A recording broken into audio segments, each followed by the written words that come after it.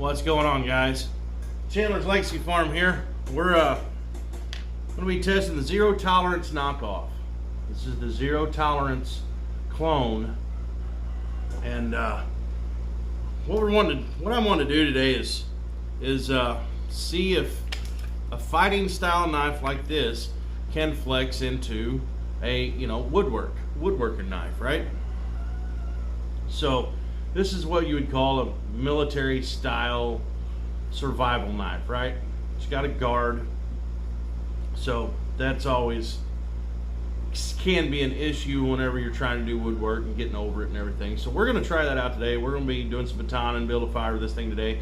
But I was going to just kind of show you guys what I got going on here as far as the difference between what I consider a woodworking knife as compared to a fighting style knife, right? Not all your fighting style knives can flex into bushcraft. Not real easily anyway, right? I think this is going to be one of those that doesn't flex into that role real easy. But when you're thinking of bushcraft, a lot of people think of something like this, SE4HM, right? That's what some people think of, or any SE knife, 1095 carbon steel. We don't know what kind of steel this is. We're all pretty sure it's D2 steel, even though it says it's CPM 3V whenever you order this thing off of Amazon. But yeah, pretty sure it's probably D2. But you think of something like this, or something even maybe like this Watchman, the FO17 in D2 steel, made by Brothers Knives, right? Maybe you think of something like that, for bushcraft, and not something like this. Or your BPS Adventure, BPS Adventure, Scandi grind, and your Scandi grinds are always going to be better for woodworking, where this is like a real high saber grind. It goes almost to the top. It's almost a full flat. It does have a little swedge right there, but anyway, bushcraft, right? And then you get into your Moras, all right? Your Mora Garberg, bushcraft, Scandi grind, little bit thinner, but there's a comparison there. Or if you're thinking bushcraft but slicey at the same time, you can always go with your Mora Constable, right? Mora Constable, bushcraft, still got your sharpened spine where you can strike your fire steels, but it has that different grind up on the end where it makes it a little more slicey. I've peeled a lot of potatoes with these for fish fries. This thing actually works really good for peeling potatoes. But anyway, there's a comparison there. And then carbon steel, you got your more bushcraft black, right? Then you're back to your Scandi grind, right? So there's your difference there.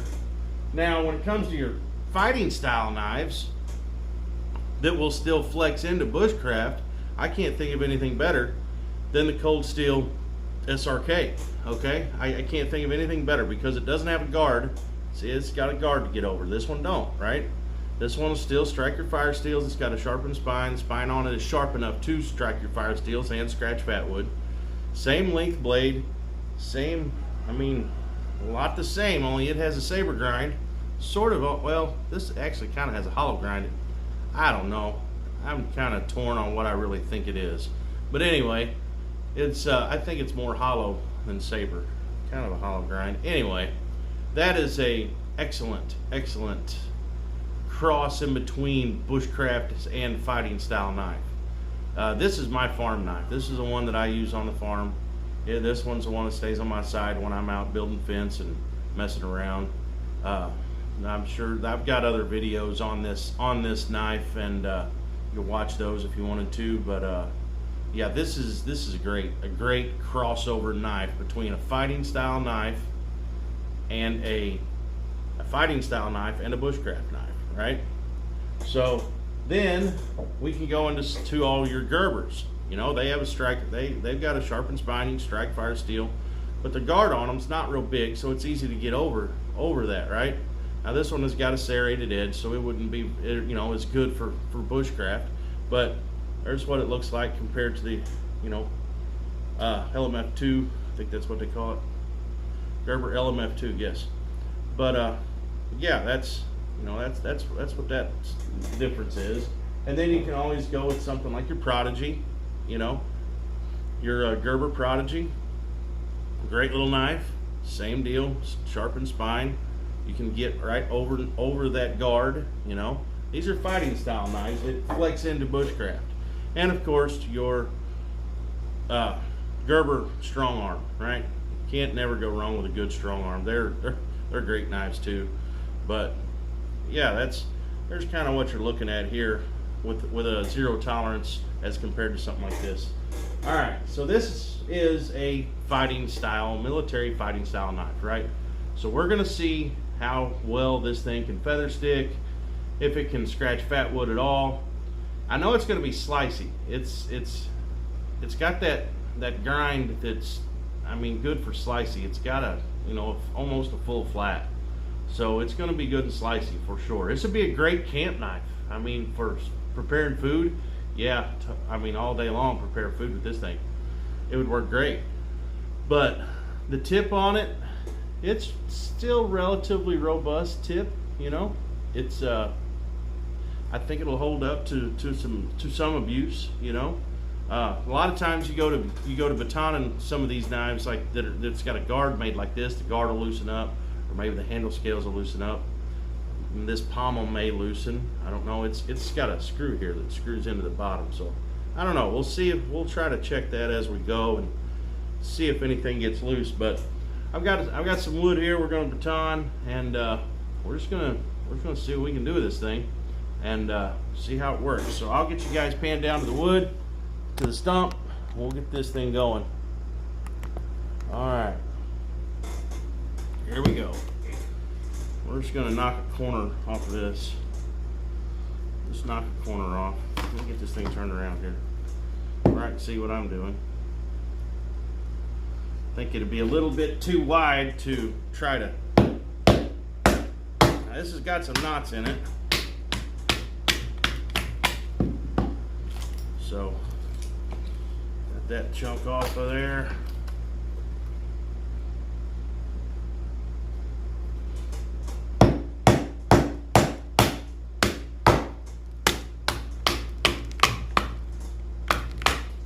Alright, we got lucky and that one kind of popped right off.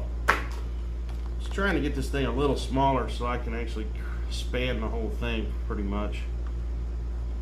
Yeah, that ought to do. That ought to do right about there. Alright, here we go. This has got some knots in it. It's not ideal.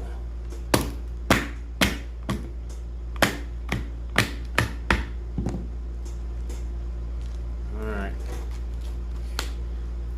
Let's see if I can just pop this apart. Yeah, there we go. Alright. You can see that giant knot I got in this thing and I'm marking with here. So, alright. Let's well, that's got some sap in it. Oh, that's got a lot of sap in it, really. I felt it. Hands getting sticky. So let's go ahead and tie this down a little more. Whoa, that one popped right off. Let's go ahead and pull another sliver off of that. Man, that's hard. Oh man, that's hard. Yeah, had to go through that knot. Yeah, look at that. Right up here, had to go through that knot. So, alright, fill that one down. Let's see how we're holding up here. Oh, pommel's coming loose. You hear that? Pommel's already came loose. I'll have to tighten that back up. Handle scales still tight. Guard is still tight. Pommel, it is loose. Hear that? Alright. We're going to go ahead and baton this a little bit more. Baton this down just so I got a couple small feather sticks I can make.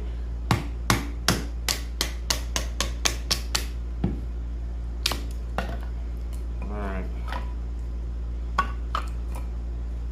Let's go ahead and bust that one, this one here in two again. Well, that's getting awful small though.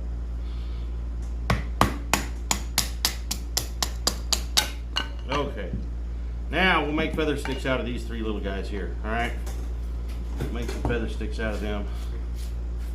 we're gonna hope this pommel don't fall off. Now see, I didn't tighten any of these screws from the factory. This is the way this thing came from the factory. Everything is as tight as, you know, it was from the factory. So yeah, that's loose. Anyway, let's check out the blade. I don't see anything wrong with the blade. Blade still looks good. Still looks pretty good. You guys can kind of see the edge there. It looks pretty good. Didn't hurt it anywhere. Not bent. Let's see. I think it's okay. Just that pommel's loose. Okay. Alright, let's make some feather sticks. Make some feather sticks with it. Alright, see, this is where you get in trouble with these damn guards. If you go over it, will that interfere with your thumb? So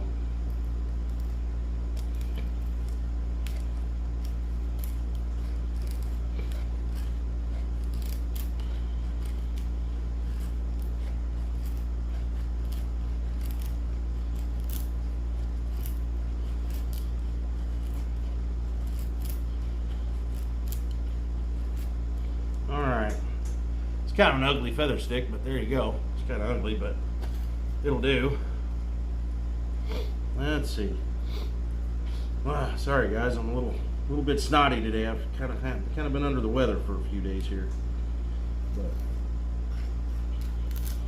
But I cut it all the way off. Did you see that shit? It sure is sharp, I'll tell you that. It is freaking sharp. I have stropped this a little bit. I almost always, every time I get a new knife, before I do one of these videos, I always hit it with strop just a little bit usually. Alright, there's another ugly feather stick.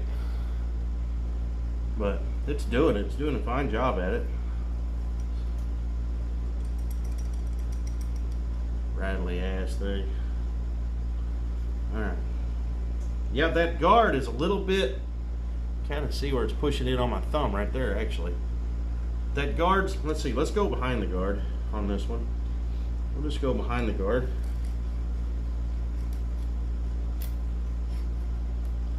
I don't have the control that I did have going behind the guard. All right, let's get back up on it.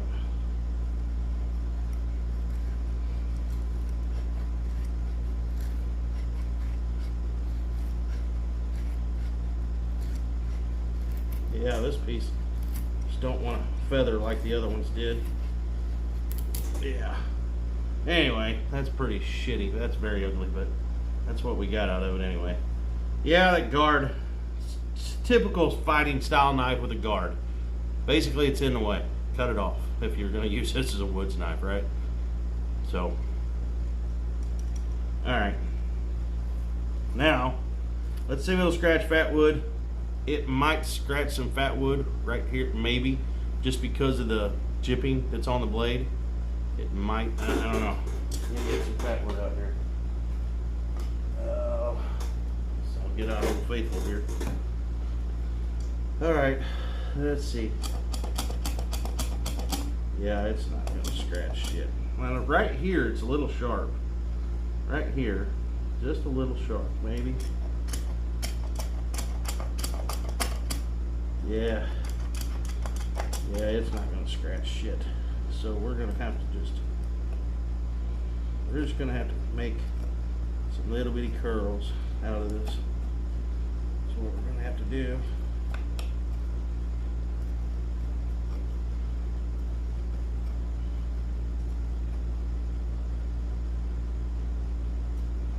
of course I lost it.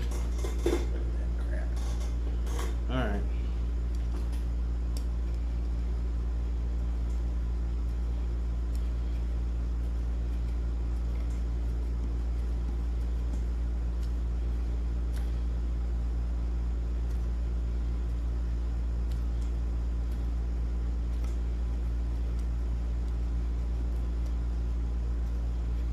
Making some little bitty fine curls.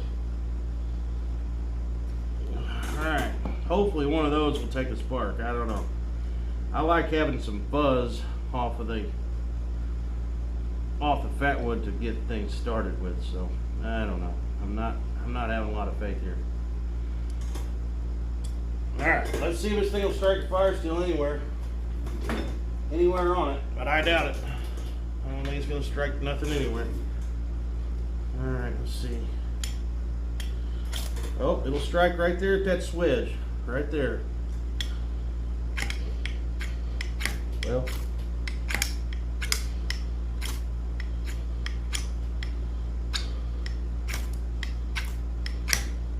yeah, it's not going to strike enough, is it? It's not striking hard enough because it's not quite sharp enough. Let's see back here. Yeah, just won't do it, guys. It does, but you might get lucky.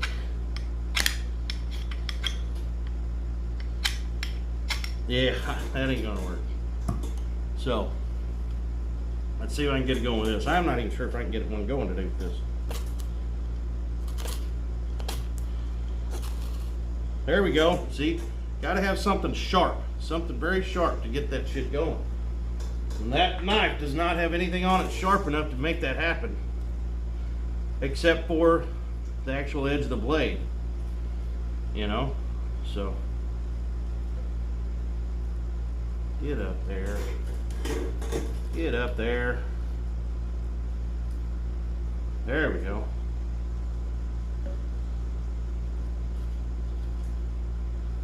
All right, guys, we got a fire. We've got a fire. Not a very pretty looking fire, but it's a fire anyway. Got a fire. We got a loose knife. Yeah, not my first choice for a woods knife. Camp knife, yeah. As long as you got something else to strike your fire steel with, you know, it'll work. It'll work. It's just not my cup of tea for a woods knife for sure. Not a bushcraft knife. But I mean, it wasn't designed to be a bushcraft knife. It was designed to be a fighting style knife, right? So, all right. Let's get rid of some of this fire. Get rid of some of this fire. Maybe. They don't even want to go out. Get rid of some of this. Try not to catch the damn garage on fire. Hey, that's enough of that shit. Alright, guys. We'll pan you back up. Let's see what we got here. That's it. Loose ass pommel, but I mean the handle scales, the guard is still tight and the handle scales are still tight. So that's all we did.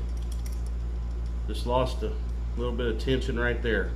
I'll go around the scales and everything and tighten everything back up and clean it all up, make it nice and pretty again, but it's good for what it is. The edge, I don't know how well it actually held up on the edge. It looks okay, but it's kind of felt, I don't know, maybe that wood was sticky. Maybe that's why, I don't know.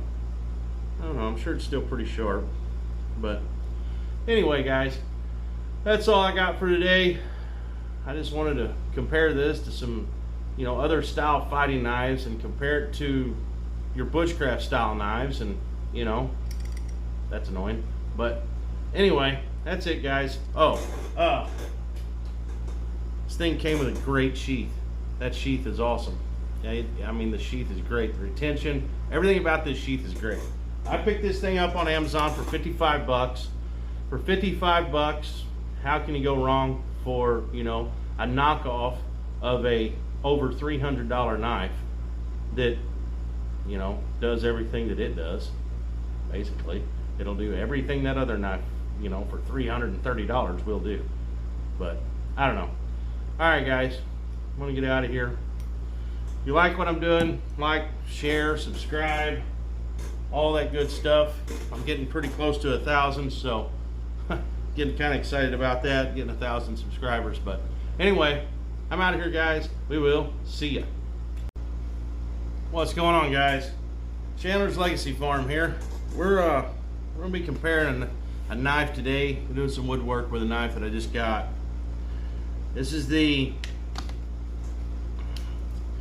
000, yeah, something. It's the fuck. Can't remember the name of it.